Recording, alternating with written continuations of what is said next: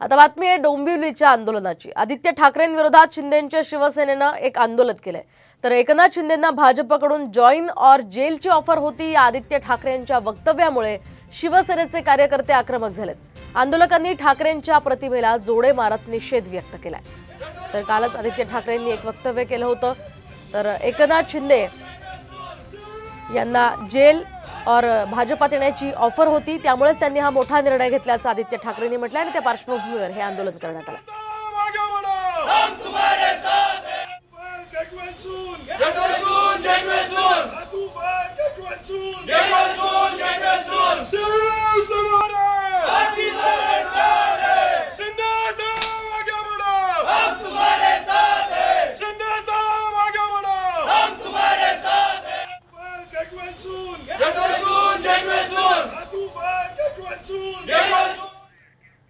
दरम्यान मुख्यमंत्री एकनाथ शिंदे यांची कोणत्याही प्रकारची चौकशी होणार नव्हती, त्यांच्यावर कोणताही आरोप नव्हता असं प्रत्युत्तर उपमुख्यमंत्री देवेंद्र फडणवीस यांनी आदित्य ठाकरेंच्या आरोपांवर दिले।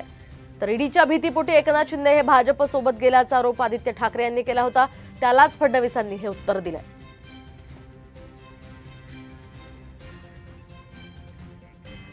जे मिंदे आहेत आज मुख्यमंत्री म्हणून घटनाबाह्य मुख्यमंत्री आपल्या डोक्यावर बसलेत।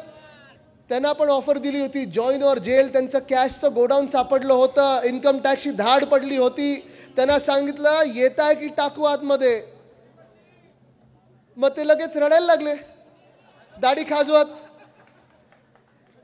आणि मग 20 मेला उद्धव साहेबांनी येऊन सांगितलं होतं, वर्षा बंगल्यावर अमोलजी त्यांनी येऊन सांगितलं होतं की मला हे धमकवत आहेत, मला आता जेलमध्ये जाण्याची हे माझं वय नाहीये, मी काय करू साहेब, मला हे 8 टाकतील, तुम्ही काहीतरी करा, भाजपसोबत चला, आम्ही आज जाऊ। हे सगळं रडगाणं झालेलं तिथे।